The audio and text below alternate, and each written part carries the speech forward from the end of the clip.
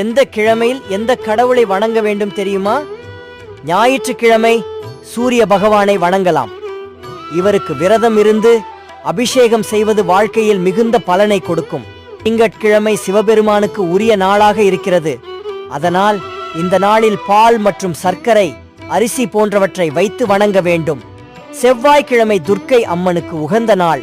அதனால் இந்த நாளில் ராகு நேரத்தில் துர்க்கை அம்மனுக்கு விளக்கேற்றி வழிபடுங்கள். கிருஷ்ணரை புதன்கிழமை வழிபடுவது சிறப்பு. இந்நாளில் இவருக்கு துளசியை வைத்து வழிபட வேண்டும். வியாழக்கிழமை குருவிற்கு உகந்ததாக இருக்கிறது. இந்த நாளில் கொண்டக்கடலை அவித்து குருவிற்கு வழிபட்டால் உங்களின் வாழ்க்கையில் சீரும் சிறப்புமாக இருப்பீர்கள். வெள்ளிக்கிழமை லட்சுமி தேவிக்கு உரிய நாளாக இருக்கிறது. இந்த நாளில் இவரை வழிபடுவதன் மூலம் செல்வ வளம் அதிகரிக்கும். சனிக்கிழமை ஆஞ்சநேயருக்கு உரிய நாளாக இருக்கிறது. ஆகையால் இந்நாளில் விரதம் இருந்து இவரை வழிபடுவதன் மூலம் அவரின் அருள் முழுமையாக கிடைக்கும்.